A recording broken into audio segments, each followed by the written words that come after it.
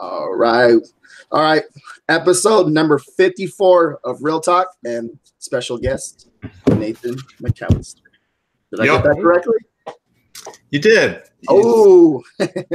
Let's do. So what sucks is on my YouTube channel it says Nathan Mccallister, and that was because the guy that owns NateMcCallister.com he wouldn't sell it to me. He wouldn't sell me the domain. And okay. And so I bought Nathan Mccallister, and then everybody calls me Nate. Let's go with Nate though. Okay. So Nate. We'll keep it Nate for now. All right. Long story short, the guy he's like a videographer, and he charges like $50 an hour. And like, dude, you're taking yourself too seriously. Let me buy this. I was like, let me buy this from you, please. He's like, oh, dude. I'm like, you didn't even let me tell you a price.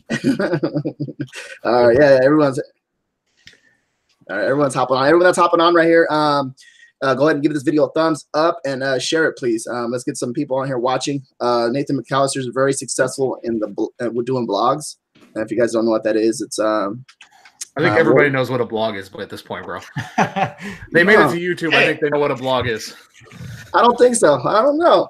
Yeah, we're gonna find out. Hey, know what merch by Amazon was, and look at us. Look at it now. Okay. All right, so we're gonna go ahead and give us a little backstory on you and how we first met. I met Nate at the merch conference. I'm not even sure when it was. I think it was in September 2018 last year. Couple months back, yeah. He was hyping me back. RJ has some blackout moments from that conference. I always hide in the back of the conferences. That way you can kind of squeak out. Dude, I'm telling you, at the conferences, it's the connections really that are the best thing. Like the content is good, but like I'm not big in the merch. I think everybody knows that. But there were great talks and stuff. But I like to just meet the people like you that I've talked with online and stuff, and just I don't know. I recommend that everybody goes to as many conferences as they can, just to bump elbows and talk to people and have a few beers or whatever. And it always ends up paying off. I tell my wife that all the time when I go. She's like, she knows I don't really even go for the webinars or the speakers, because dude, I watch more webinars and stuff every week than shake a stick at. So the content is there, but it's the community aspect that's really great. So so we met back then in Seattle, but like I said, I'm not big into the merch space myself, but I am big into the Amazon and make money online space. Do you want me to just kind of get into my blogging history and all that? Yeah, for sure. Yeah, go ahead. Cool. So when I first started, I was always listening to podcasts, like the Smart Passive Income was my big one with Pat Flynn.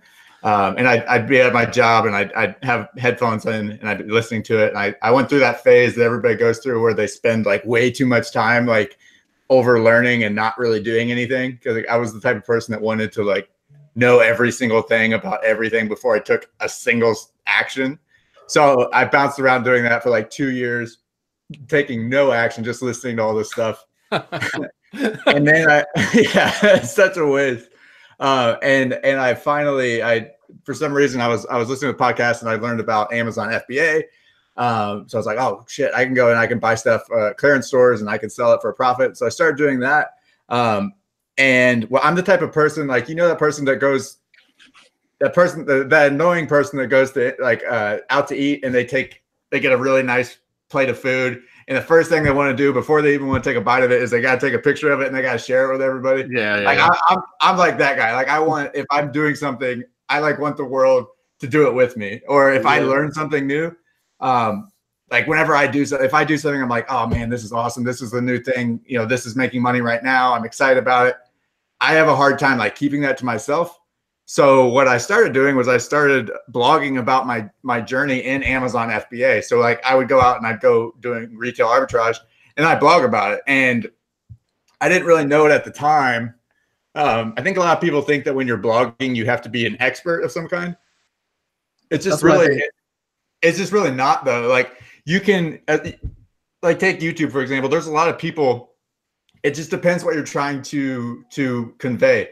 A lot of people don't care if you're an expert. They just want transparency and then they want to follow your story. So some of the best bloggers and vloggers, what they do is they don't say, hey, here's all the answers, because that's hard. I mean, nobody has all the answers. And if you start to pretend like you do, you come off, like a fake. But if you're like, hey, this is me experimenting, this is me testing out stuff, people love that. People are drawn to that. And a cool thing is that that's how I started my blog. I didn't act like I had all the answers. I would say what I knew, but I'd also say, this is what I'm doing. This is what I'm testing. And people like that. And that's one of the things, if you're thinking about starting a blog, one of the mistakes I see people make is they want to wait until they're an expert at everything, or they want to know everything before they talk about anything. And that's just so wrong. Just the way I see it is, as long as everything you say is honest and true and helpful, that's it. I mean, that's all that matters. It doesn't matter if you know everything. Just don't pretend like you do. So that's how I started with my blog. I was just writing, random stuff about what I was doing and documenting my process, not trying to pretend like I knew it all, because it was pretty clear that I didn't. And then I kind of got connections with guys like Chris Green. Chris was one of the Chris gave me a free copy of his online arbitrage book. Some of y'all probably don't even know. Yeah, but that was before Chris Green was big into merch. He was big into Amazon FBA. Just selling like the physical products. And he had a book that was $300, which was like pretty expensive for a printed book, right? That wasn't a college textbook, but it was super popular. It was super popular. And I was messaging him and he gave me a free copy, just being cool. And I reviewed it and I kind of got in with Chris. Chris was really a mentor to me, and he really helped me grow my business. And then I just kept blogging. And I started getting more into, I realized I was like, man, I like making money with Amazon, but I also just like blogging. I just really like blogging about my process. And I like the fact that if I can share how I'm making money online, just like you do, RJ and Matt, if I can share that with other people, that's the most value I can bring to anybody. Because I can't help you with your marriage. I'm not going to help you lose weight. I'm not going to help you with your self-esteem, but I can help you make money. And that's a big deal. A lot of things, money isn't all that matters, but it's a pretty cool thing if you can help somebody make more money and do it online. That's sick. So I just kept blogging. And over the years, my blog kind of grew. I bounced between a couple of different blogs. And now my blog clears 6 figures in profit easily every year. And it's at the point now where it really feels a blog's a constant work in process, but it really feels now kind of like it finally is starting to feel like legitimate to me, like a real like home page for me where I can be myself, write all my content. It's just a really great feeling to have a sustained Right.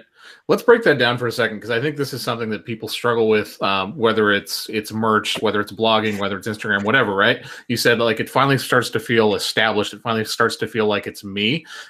You've been doing this how long? I started with the Make Money Online stuff back in 2013, and I started blogging pretty much immediately.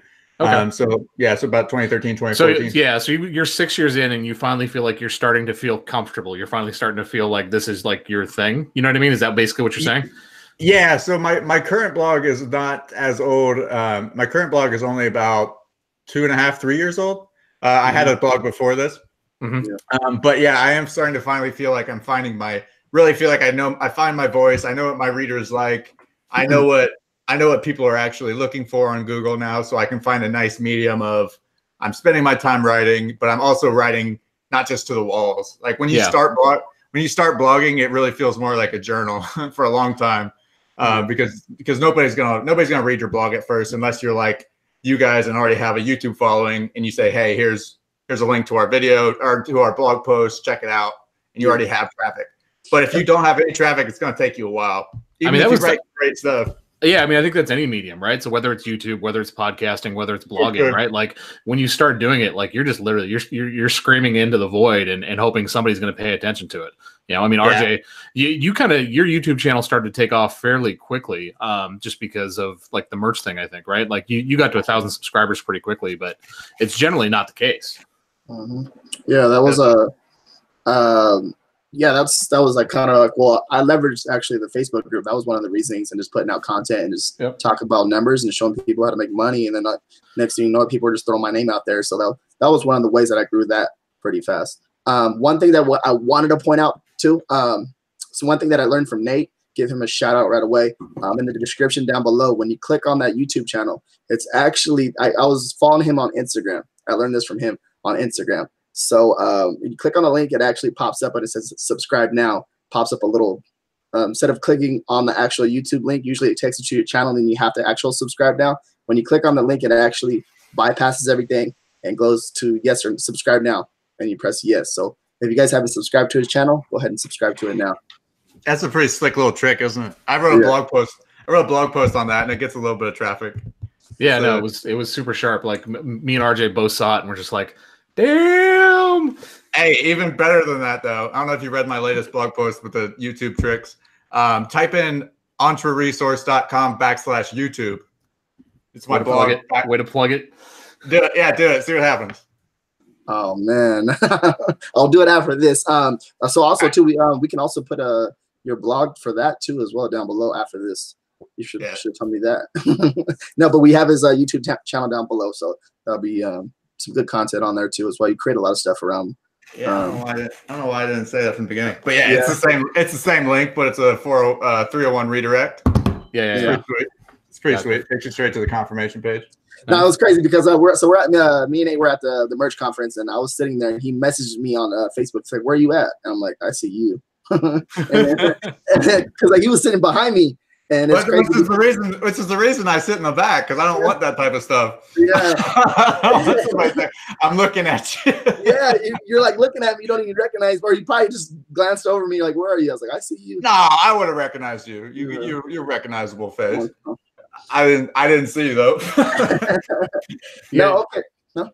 Gotta look down. Yeah.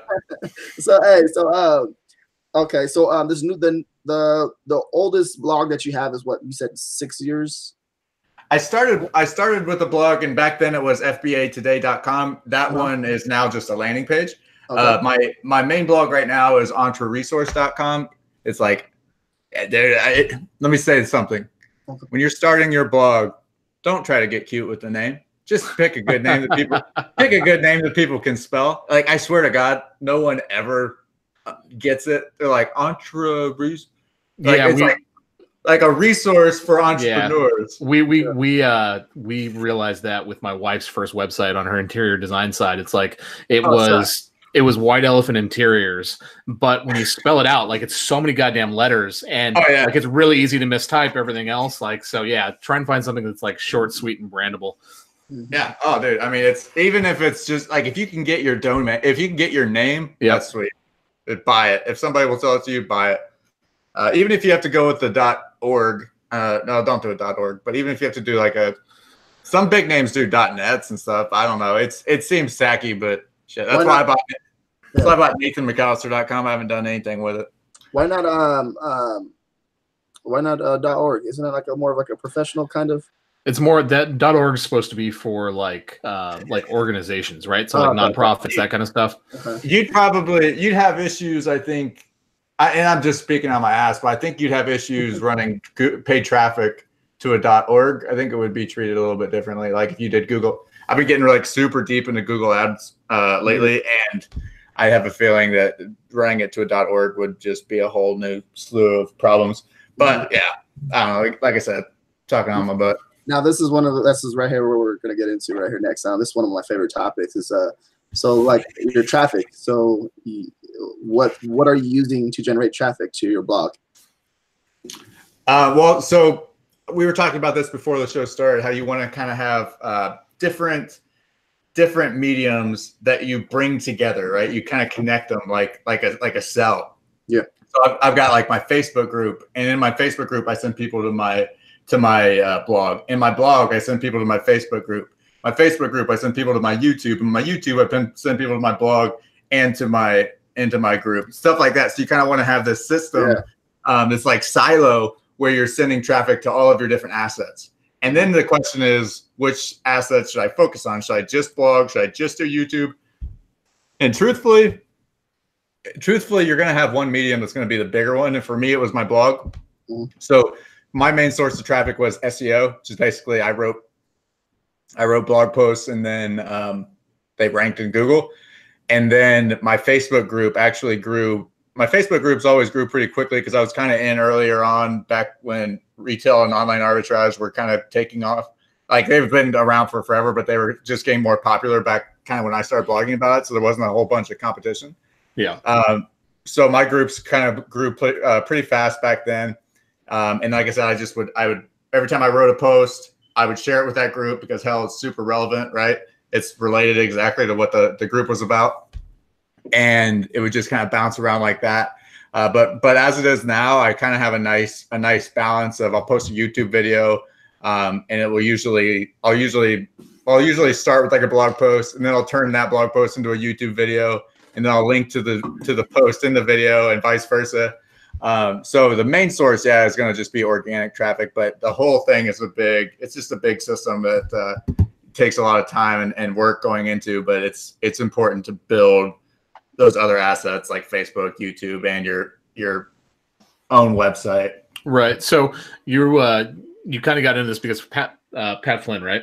Like I remember listening to Pat Flynn back in the day, Smart Passive Income. Like a podcast is still like it's really good. If you want to find like a topic to be able to figure out how to make money online, like just go through his podcast. He has so many different people on that are really smart.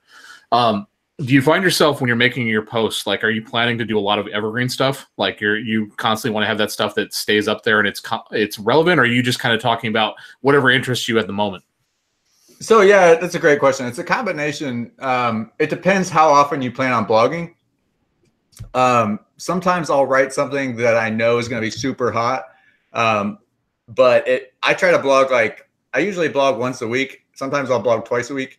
But if I were going to blog daily, I would be like, today, like, for example, there was an update where Amazon had issues with Nike doing inauthentic claims, and it was kind of a brand new issue. So I wrote an article immediately.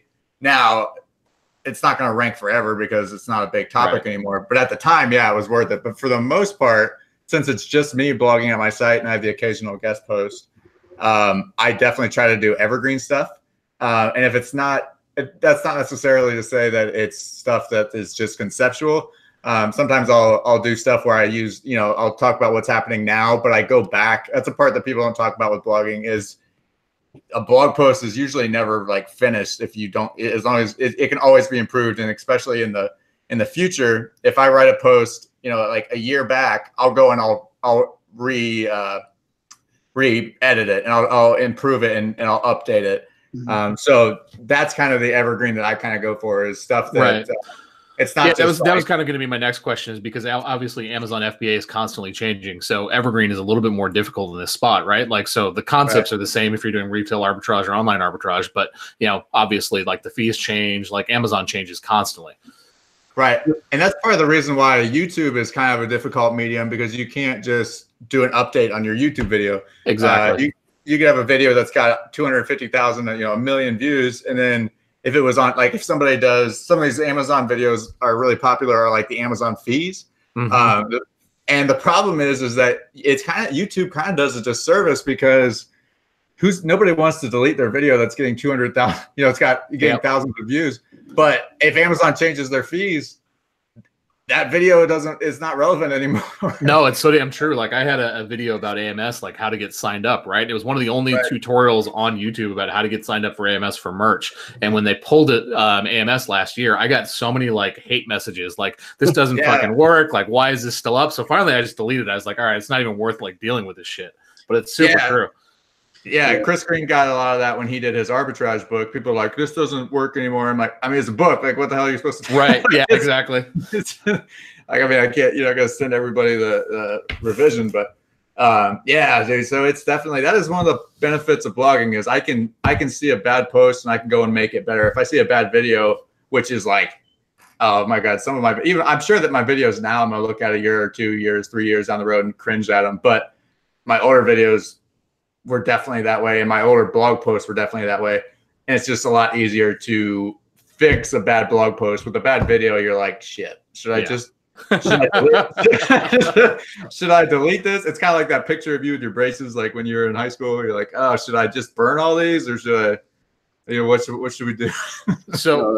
So one of the things that I've seen recently, especially because there's like some pushback on Facebook and Instagram for privacy stuff and other reason, you see people leaving Facebook, and you see a lot of entrepreneurs talking about how, especially with the changes in social media and the changes that we see, like it's important for you to have essentially like a flagship, a place where like you have your landing spot, and how it's even more important now than ever, really, to have that blog, to have that piece of content, to have that spot on the internet that like is yours and you own. Absolutely. Yeah. Do you find yourself doing anything with like email newsletters with your blog or anything else to keep maintaining traffic and make sure that you own that side of it versus just the Facebook group and YouTube? Yeah, that's such a great question. Both of those, because it, like you said, you don't own, like right now, we don't own our YouTube channels. That stinks. We're on borrowed space. Your website, you own your website, but with the email, email marketing is a huge thing for me. My blog, the reason why my blog really makes as much money as it does isn't entirely just from organic traffic and then people coming and clicking on my my links or products or whatever. A lot of it comes from the fact that my blog has served as an email list building like powerhouse for me for years, and it's helped me grow my list. And whenever I create a new blog post, of course I'm going to hit my email list up. So that gives me just a surge of like, immediately like another 1,000 page views. And people don't really get that, because if you're writing, a lot of people will, that's why a lot of people give up blogging, because they'll write a post and be like, okay, I'm going to write an affiliate post. I'm going to do a review of blah, blah, blah. And they're like, oh, I didn't make any money. This sucks. Affiliate marketing doesn't work. Blogging's for losers. The truth is that the bigger bloggers, they have these big email lists, so they get traffic on demand. And then that traffic on demand helps people see the post, share it, and then it's going to, their domain authority goes up. They start to rank more organically. It's a snowballing effect. But building that email list is such an insanely powerful thing. I was telling RJ that you should average about $1 per email subscriber per month if you're building your list and emailing it properly. So if you have 10,000 email subscribers, if you're emailing them properly, you should get, and it's targeted, not a bunch of spam. Right.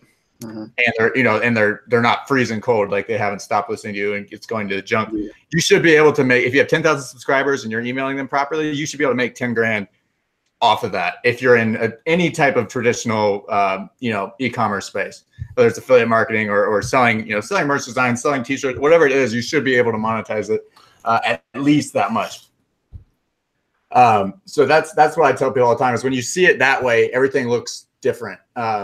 People wonder, like, I'll pay like a bunch of money for ads to run ads to articles and stuff. People are like, God, you're paying like $1 or $2 just for somebody to click on your link. My son was like his mind was blown when I told him that. I was like, yeah, I've got a couple of articles I was paying, $1 per click. He's like, what? He's like, how do you know someone's not just sitting there clicking it? And I'm like, well, it's not really a problem, but I was like, I know the average is gonna be in my favor because people are gonna come, they're gonna read the article. A certain percentage of them are gonna subscribe. A certain percentage of them are gonna buy. I just gotta know my numbers, and I can make more money on the back end. Yeah, but having that email list is such a critical thing. Even whether you have a blog or not, even if you have a YouTube channel, that email list is critical. I was telling RJ that before the video. You have to build that email list, because if you get kicked off of YouTube, screw it. You have an email list, you take them to Vimeo or whatever. Exactly. It makes you a lot more resilient. Yeah, that's one of the most important things right there I was talking about too, because I know this for many years, that like your email list is one of the most important things. It's like once you own it, that's like that's free traffic for you. So it's important to kind of just keep them updated and keep them going with you. Because like you said, like the platform, once you let's say you get kicked off of YouTube for saying a cuss word or something like that, that's like literally that income's gone. But then you can always go back to your email list, and I'm pretty sure everyone that's watching this, you guys understand that already. But like to understand it to another level where you make $1 off of one email, like understanding that right there is very, very powerful. So if you have 5,000 emails, you know what I mean? That's so much. So. Let's break this down granular just a little bit. I think that all of us kind of have an understanding in terms of like how you set up an email list and how you get people to your email list. But I think most of our audience probably doesn't, because it's a large percentage merch. So like Tim Massey asks right now, how do you build an email list from YouTube subs? Oh yeah, for sure. Am I able to see the questions? I'm sorry, I can't. I don't. It's on YouTube. You actually have to go to YouTube. Okay. Is anything being asked that I should be seeing? That's probably. I think there was a couple other questions. We'll go through it, but that's the first one that really popped. I thought it was relevant right now.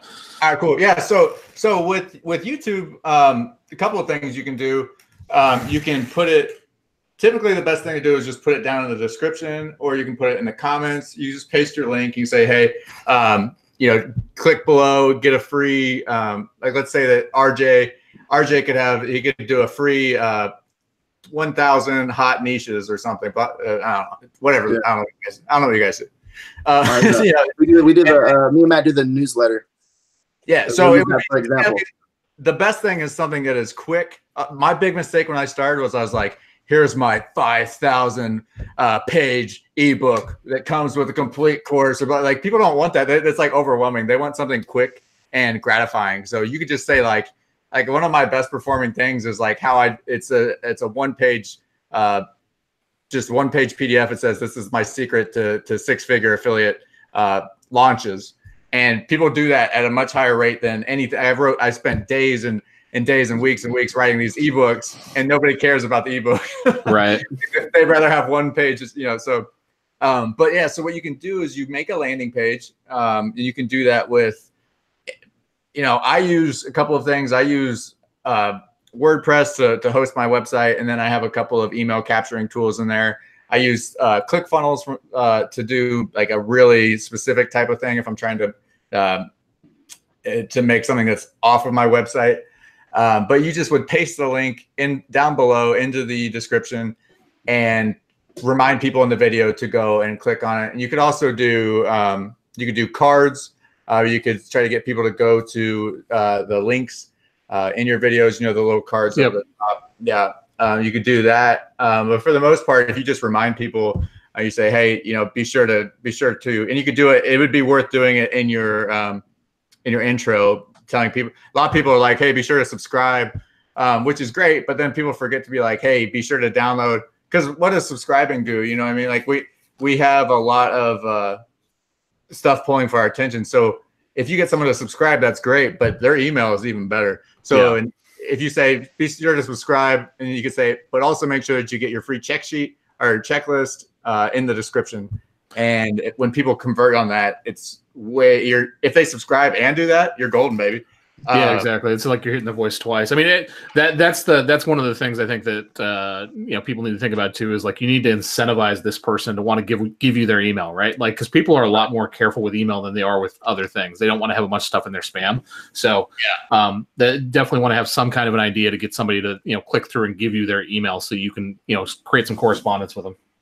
Right. You guys click on my affiliate links, all right? Yeah, it's not like in 2001 where email open rates were like 90% and you'd give your email to anyone who just asked for it nicely. People are, open rates are lower. If you get 30% open rates consistently on a large list, that's really good. So you need to, you have to grow if you get 10,000 subscribers, 10,000 people are not going to see the, and only a smaller percentage of them are going to actually click on the stuff. But if you get people, what I tell people is, the good thing about having what we call a lead magnet or bribe to subscribe is you're giving someone something of value right away. So not just to get their email, but also to let them know, hey, I know what I'm talking about. This is the type of content that you can expect from me. This is the type of stuff that I give away for free. Imagine what the hell I give away when I ask you for money. You know what I mean? Right. So it's like, wow, shit. Like I've signed up for people's stuff before. I'm like, oh my God, like I would have paid a lot of money for that advice, or I would have paid a lot of money for this thing. And he gave it to me for free. And then he comes out and sells something later. I'm like, hell yeah, take my money. I feel like I owe it to you just from the other free stuff you gave me before. So that's kind of something that I like to do whenever I never say subscribe to my email list, because that's about me. But if I say, hey, join the mailing list and receive your free blah, blah, blah, that's about them. Right. And that's the best way to do it. Yeah, I mean, that's like straight from Gary Vee's playbook. It's jab, jab, jab, right hook, right? Like give value, value, value, and then ask. Yeah, for sure. Yeah, Gary's the king of that. Everybody, he doesn't have those courses, he doesn't have that stuff, but he's always giving that free value, but he's got that high ticket stuff on the back end that nobody else is really, Yeah, that's how he suckers you in to fucking buy books and shoes and everything else. Like, it pops up and you're just like, all right, you got me. Yeah, and when somebody's giving so much value, like RJ is, and you guys, when you're doing all these YouTube videos, it gets to the point where you're like, man, after you've given so much value, that's the beauty of content marketing, man, is that like you can. I wrote about this on my Facebook the other day. I was like, I really like helping people that are making less than $80,000 a year, because helping them make any more than that is like really changes their lifestyle. It's like, but I totally lost my train of thought. No. You're just talking about like the relationship between like giving away value for free, basically, right? And like how that affects people. Like that's something that I notice with Nate all the time, right? Like your posts are generally pretty provocative on Facebook. They get a lot of engagement. And you were talking about how, like helping somebody that's making less than $80,000 a year is a lot more rewarding because it has a much bigger effect for that person, right? Right. And the beauty is that I don't have to. A lot of people are like, oh man, if you're going to make a lot of money, you got to go to people who are able to pay you a lot of money. And that's not the case. Like I can do a bunch of free content. Like I'm talking literally free, not like, it's a free plus shipping offer, or like I can, right. You can take all of my content and you can go out and you can make $1 million with it. And I will never know any different. You could make that money and use all that money to run ads about how much I suck. I wouldn't even know. But the thing is that I'm able to make money off of that still, because the stuff that I promote, I can relevantly. Affiliate marketing gets this bad rep, but it allows us to create content for people. It helps people get free value and also grow their businesses without a bunch of overhead. I think affiliate marketing gets a bad rap, and it's really silly. Like if you think through it, right? Like the relationship between an affiliate and like the person he's actually marketing to, it's a positive relationship, because you're going to come back and actually buy from that person if you're getting value. If you're not getting value, you're never going to come back for it. Right. And that's the thing, is that you'll see in the affiliate space, you'll see a lot of people, it's like a revolving door, because to really make serious money doing it, you have to be consistent. You can't be fly by night. And that's one of the things, is that the longer you're in the space, the more money you make, because that means you're doing it and building trust. And without trust, there's no way you can be a good affiliate, because people, the reason why you're making money is because people trust your opinion, because you've earned their trust and they trust you enough that they're going to follow around with your buying recommendations. Right. So, and it doesn't have to be a ton of money either. Like, let's say that like I have a little tool called TubeBuddy that I promote, and I think I get like a tiny commission. But I know that if somebody's trying to grow their YouTube channel, and they might be making 20 grand a year, but if they can afford to do this tool and it's actually going to help them, awesome. I'll make like a couple of bucks commission. If not, whatever, that's fine too. But on average, somebody's going to buy these things and it's going to make it worth my time. That's the beauty of content marketing. And then affiliate marketing is beautiful, because think about it like this. Let's say that you come up with an amazing idea. You have an amazing software. You spent every single dime you have building it or getting it created. Are you going to promote it? I mean, marketing is the hardest part of business, in my opinion. I mean, not for me. I'm a marketer, so I love that part, and it's not as hard for me. But if you have the product, that's the easy part, in my opinion.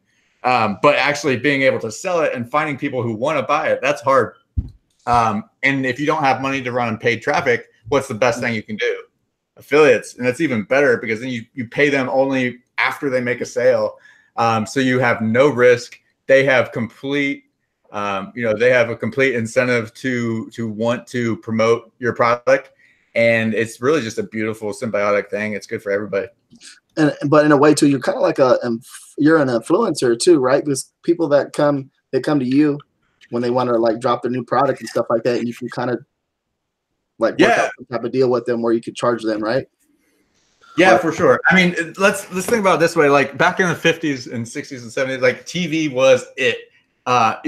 If you had airtime, if you had radio time, that was worth so much money. But now in our generation, we somewhere along the line, just average Joes like you and me, we kind of took over that space, right? We started to, people that watch our stuff is just as valuable as people that watch that Ford commercial on the Super Bowl, per person, if not more, because they actually know and trust us because we're people, right? We have smaller audience, but we can make sales at a higher volume than like a random commercial. So at a certain point, the influencers really kind of took over, and the more following you, the bigger you're following, the more you can sell anything. And it's really just it's a beautiful thing, and it's really what has created a bunch of amazing content, like all these video game channel people that are just these people are making endless amounts of free content. It's not free at all, but nobody's really paying for it. But they're getting paid, and it's a beautiful thing. I love it. Also, too, I see you running some Facebook ads. Are you? Want to touch on that a little bit?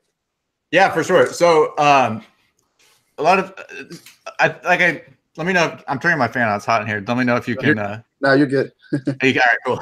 No, because I'll be scrolling up and down on my Facebook. I'll be on Facebook. Yeah. You guys are not my friend on Facebook. I post and I'll look. I'm like, oh, there goes Nate right there. He has a video. He's running a video ad, actually, guys. So you want to touch on that one?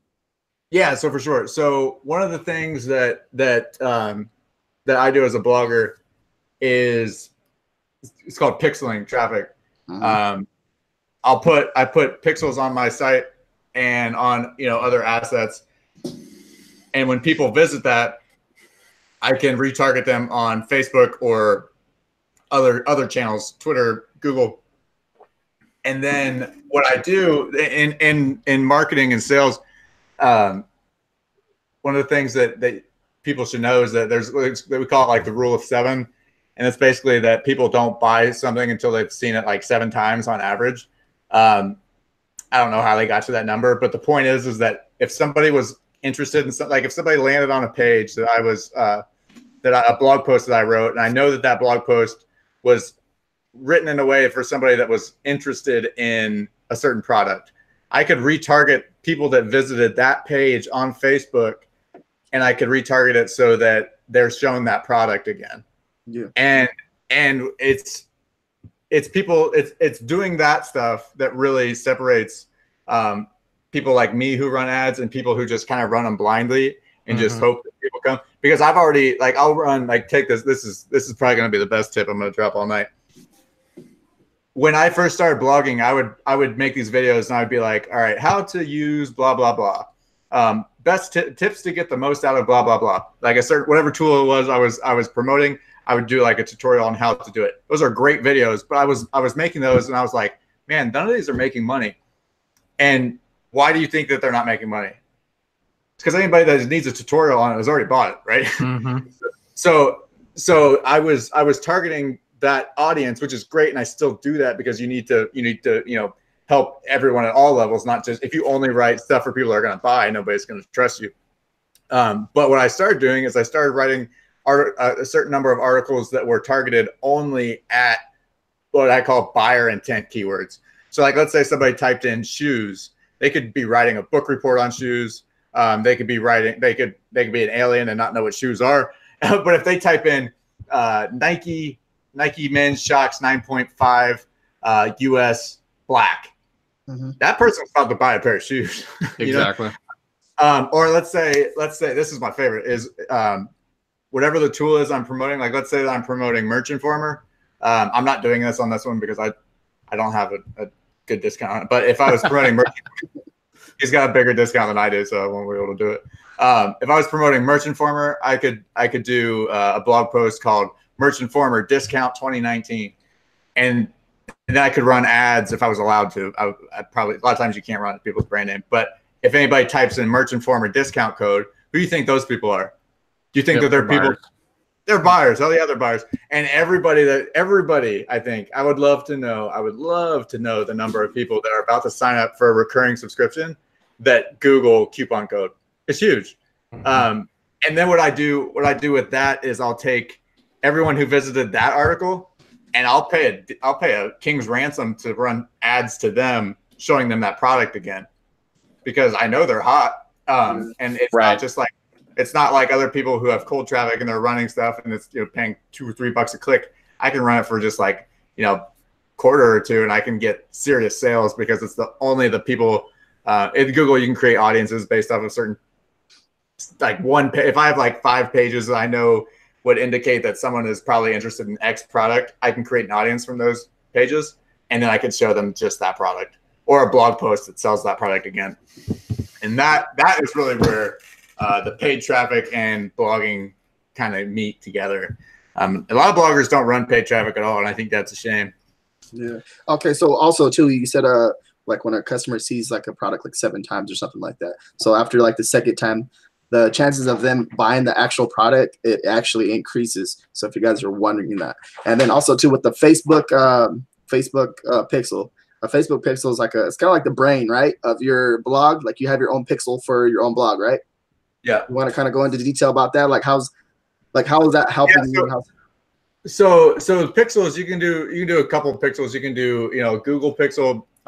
You can do a Facebook Pixel. Basically, it's just a piece of code that you put on the back end of your website. You could do it, or you might have a developer do it if you don't know how. If you're new to WordPress, it's a little confusing, but once it's on there, the pixel fires whenever somebody is on a page that you want to track. So if I had a post, like let's say that I made a post with I did a replay of this video with me and Matt and RJ. I could make it so that anyone who visited this URL, I could add them to an audience, and then I could hit them up because the pixel follows them across the internet until they clear their cookies or their browser history. It'll follow them. So when they go to Facebook, I can target them with my ads. So I can run ads that are specific based on what they did before. And those are the best ads. So I know I'm pretty aggressive with my ads. So people will see stuff that I know is not like super related to them right at the moment. But I try to get my frequency high because, like I said, I know that a lot of people need to see things a certain amount of time. And I hope that people who don't want to see it don't send me the right. Yeah. It just improves your targeting. Yeah, exactly. So we had a question earlier, and I think it's a good one. Is like, how do you feel in terms of like a blog for somebody here in the merch audience, right? So like they've been working on t-shirts, they've been working on, maybe they have an Etsy store or whatever. They don't necessarily want to do FBA blogging or anything else. Like how would somebody like that go about starting a blog or targeting their niche and doing that? Yeah, so you could, it's really just a matter of, like I was saying before, is that when you first start a blog, it might feel like you're writing a journal. And one of the biggest mistakes that I made is that I made that worse on myself because I was writing posts that weren't stuff that anyone would find organically. Mm-hmm. I was writing like opinion pieces and stuff where it was like people would probably read it if like Tim Ferriss wrote it, or if it was on entrepreneur.com, but they're not going to read it from some average random guy that is writing on this crappy WordPress blog. So what you need to do is you need to find a nice balance of, you have to do your keyword. You guys are merch people. You guys know about keyword research. It's a little different online, but you got to find stuff that is a combination of is stuff that's getting searched. People are searching for in Google, mm-hmm. and then stuff that you can actually rank for, and then you have to make sure that it's also relevant, to your niche, because traffic for traffic's sake isn't worth anything. If you're getting a ton of traffic, if your goal is merch stuff and you get a bunch of traffic to your blog that you somehow accidentally ranked for, I don't know, something about any other topic, it doesn't really matter because that's just random traffic that's messing up your site's bounce rates and all that stuff. So yeah, you would just want to make sure you start. And the big mistake that I made, like I said early on, was I didn't do my keyword research, and I didn't understand how all that worked. I didn't understand the fact that I would see something, I'd be like, even if I did keyword research, I'd be like, oh, Amazon FBA, that gets 10,000, monthly searches or whatever. I'd be like, I'll rank for that, and then I can get 10,000. If I rank number 1, I can get blah, blah, blah. But the fact is that now I know that I would look at that and I'd say, wow, I realistically cannot rank number 1 for that without getting like 50 backlinks or whatever it is. But there are tons of opportunities out there for big traffic. There's like low-hanging fruit opportunities. You just have to know what you're looking for. You have to find things that are getting traffic, are relevant to your audience, and you're actually able to rank for. So like if Entrepreneur, like in my space, if I see that Entrepreneur, Inc., Forbes, Men's Health, I see that those 4 sites are on the top 4 spots. Yeah. I don't even bother with it for the most part, because I'm like, I can't compete. I can't get to that level right away unless I really want to write it. And I'll just say hell with it. But I don't plan on ranking to a certain point if I can't. Right. Well, what tools are you using for your keyword research? Because I mean, the Google keyword tool obviously doesn't work the same way that it used to. Like, you used to be able to get great data from Google. It doesn't exist anymore. Are you doing like SEMrush or? I broke up with SEMrush. I might go back to it because they do pretty cool stuff with paid ad research. Yeah. And back when I used it, I wasn't as deep into paid traffic. I started using Ahrefs, and that is amazing. If you were serious about blogging, you maybe like want to team up with somebody and go in on a membership, right? Because it's expensive, but oh my god, Ahrefs is amazing. And then there's some other keyword tools. Honestly, Ahrefs spoils me. I don't really fool around with much else anymore. I used to use like KW Finder, and that's not terrible. For the most part, it's really, you just want to make sure that you're understanding. The big thing is understanding if you can rank for it. It doesn't matter how much traffic something's getting. It matters how much of that traffic can you get. And a rule of thumb I try to do is that if I can't get within the top 6 spots within 3 months, I don't usually try to mess with it. But as I get more authority, I'm kind of expanding on that. But right now I'm focusing on articles that are relevant and I'm actually able to rank for. And you have to do that as well without letting down your subscribers who are like, oh, why doesn't he write about the fun topics? He's just writing about these random niche things. Yeah, for sure. Yeah, I mean, you definitely, like, that's the importance of like anything within like e-commerce, right? Like if you're doing something that's like has a brand, has a niche, like you need to make sure that you're actually serving your niche, because otherwise nobody's going to care. Yep. So that's a good question right there. How do you, like, how long does it take to rank for a actual keyword? It really depends. It depends what the competition is like, and then how old your own site is. So like if you, like with my site, I've been able to rank on the top spot on Google for a couple of keywords like within 24 hours. That's like insane. Like for the most part, like that was on a keyword that had a ton of traffic, but for some reason absolutely no one was targeting it. It was like it was an awesome thing because it was a coupon code type of keyword. And that was amazing. But for the most part, you would never get close to the top within about like a month is really pretty much where I start to gauge if I'm getting any sort of traction. It's really what I hate about blogging, though. My love-hate relationship is backlinks. I was literally just gonna ask you that question. Like, what are you doing for your backlinks? Oh, it sucks. I hate backlinks. I mean, they reward people because the way that Google sees it is backlinks are like, they're like virtual referrals. Yep. Where if somebody thinks that your site's good enough to link to it in their post, because that's like saying this person's an authority. I think that if you're reading my article and you want to learn more about this topic, check out this. So every time somebody does that, it boosts that page and it boosts the domain a little bit. But it's very hard when you have no traffic to get any organic backlinks. And then it's also hard to do outreach to get backlinks and not seem spammy. So honestly, that's part of the reason why I don't target massive keywords, because I am lazy. I'm lazy when it comes to doing my backlinks. I'll reach out to a few people. I know a lot of people like Robbie Richards, who's one of my idols. You should check out his blog at robbierichards.com. I bought a course from him, and he taught about how to like basically mine people's sites and find the email addresses of the people in charge, and contact them with this service called Hunter.io, and then this massive mail service called Mailshake. And you send out this like email to like 300 people, and then like maybe 3 of them will get back to you, and maybe 1 of them will give you a backlink. I'm like, I'm not about that.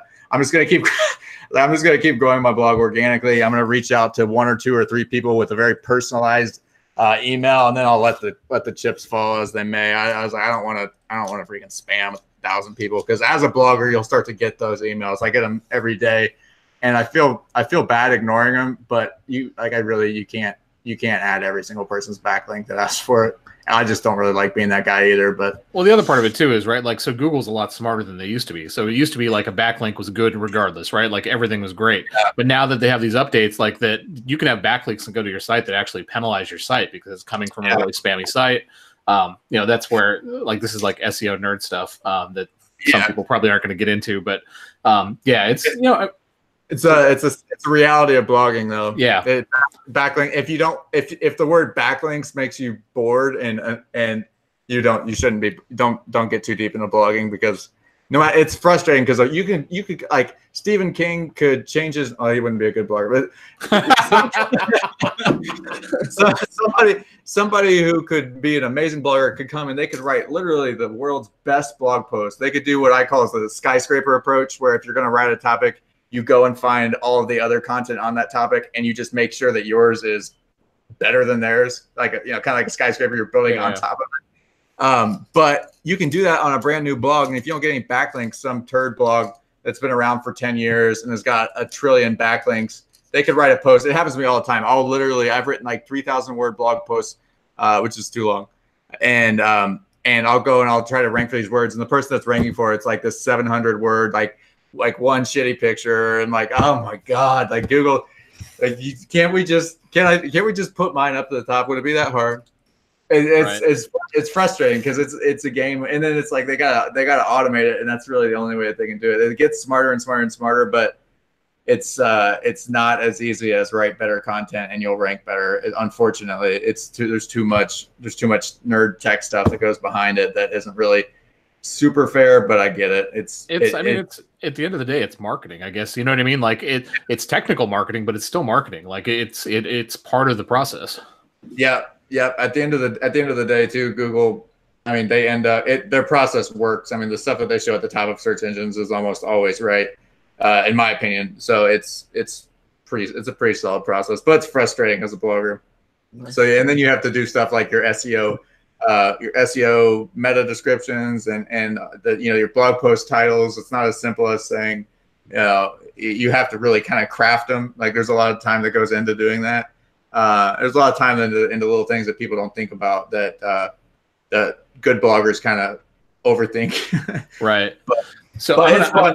I love it personally. I love it. Yeah. No, I'm gonna just to the audience, what I'm going to say is, so all of this stuff, if it seems like it's daunting or it seems like it's hard, it is hard, right? But like, that's your advantage. That's your competitive advantage. If you're willing to do the hard work, if you're willing to put the time in to do the little things, like that's your competitive advantage. That's what's going to give you the difference between all these other people that are going to spend, 2 months blogging, give up because it doesn't work, and say that blogging sucks. It no longer is something that you should do on the internet. Yeah. And honestly, I wouldn't push. People are like, man, you've been blogging for 6 years. Like you're making you're making 100,000 plus a year on your blog now. But 6 years, that's a lot of time. And I tell them that, I mean, I've been making good money with it for a while longer. But what I say is that I could have done it probably 5 times as fast. If I knew what I know now, I could have written, I've written literally probably 200 posts on my site at this point. And I've deleted probably 120 of them because that's another thing that people don't talk about in blogging is that you delete your old shitty content or you improve it, and usually if it's not going to rank, it just clouds up your site. There's a lot that goes into it. But if I had known what I was really doing, I would have written the stuff that I knew my audience wanted. I would have written the stuff that I knew was actually going to make sales. I would have written the stuff with my pixels attached and the right lead magnets, so I'd be building my list and retargeting them properly.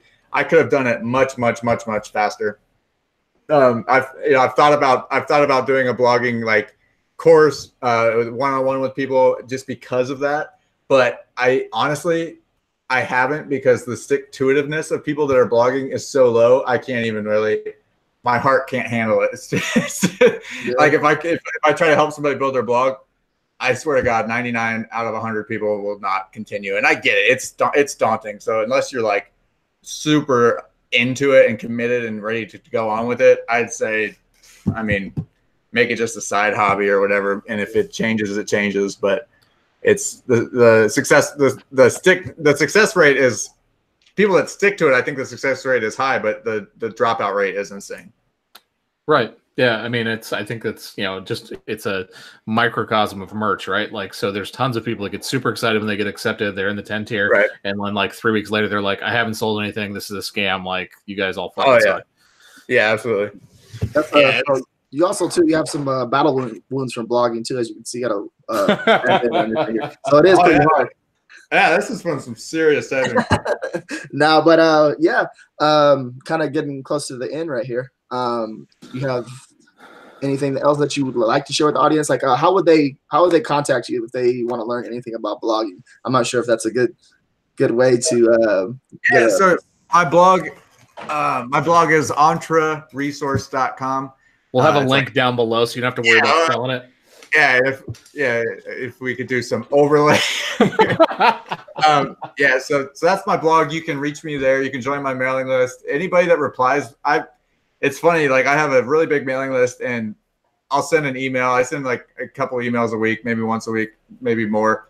And every time somebody replies to me, I always reply back. And it's funny that like only 1 or 2 people maybe per email ever email something. So if you're on my email list and you have a question, you can email me and I'll probably reply.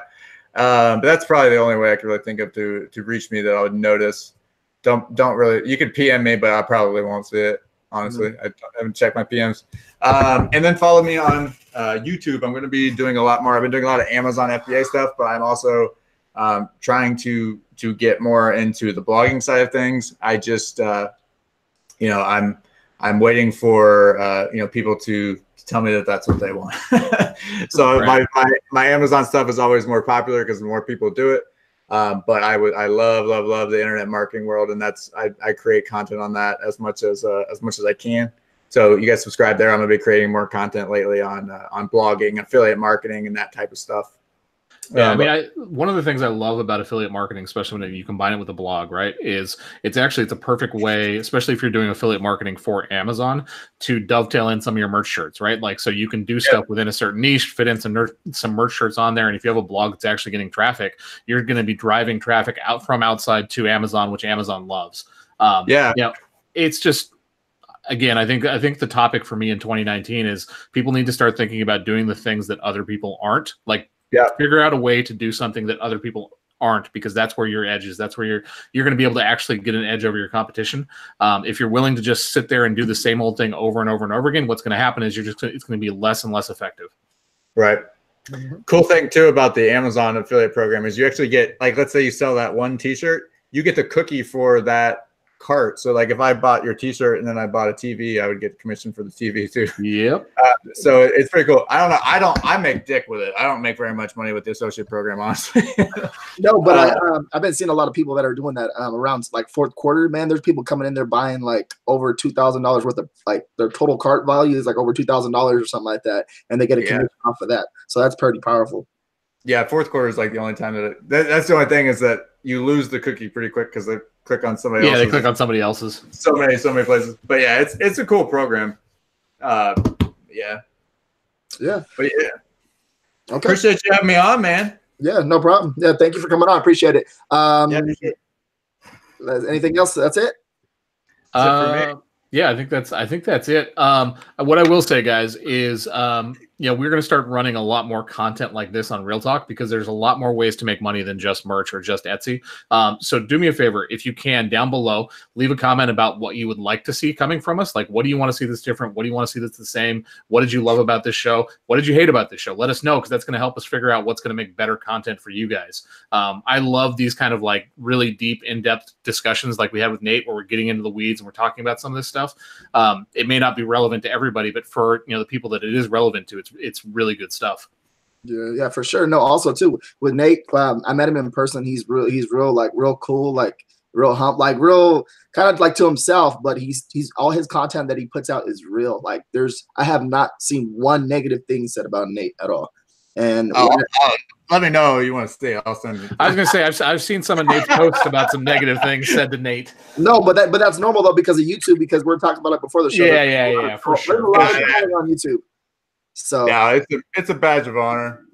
But yeah, no, I love the community, man. It's the people in it are great. I get to meet a lot of great people like you guys, and it's awesome because for the most part, you got some people who are bitter because they want to make money and they're watching other people claim to make money and then they're not and they get upset. But for the most part, a lot of people who are trying to make their lives better, who are they're not okay with just doing their regular thing that everyone else is doing, because most people don't make money for themselves. Yep. Everybody's interested in it, but the people that actually come into the groups, engage, watch the videos, comment on the videos, those are the people that are really positive, and I love it. I love it. Being around that community is just fantastic, and it's something that people don't talk about. When this is your space, like when you don't have a traditional job, like I do, like I'm only around like y'all and my family, like all the internet business folks.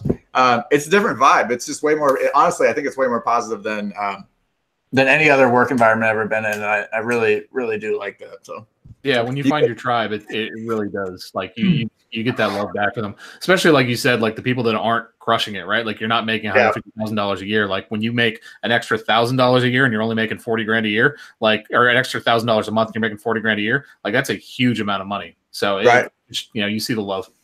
Yeah, it's great. I love it. Everything about this community is solid. And you guys, merch folks, it's another awesome community too, because I love what attracts me about merch. And you guys might know me as an admin of the Merch by Amazon group, even though I'm not big into merch at all myself. Is I love the fact that it takes away all the excuses for people. Yeah.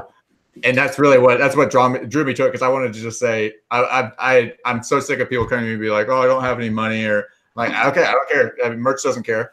Go and design some shirts, and then it gets down to it. And it's like, oh, you just don't have like the stick-to-itiveness or the actual desire to do it, and that's different, right?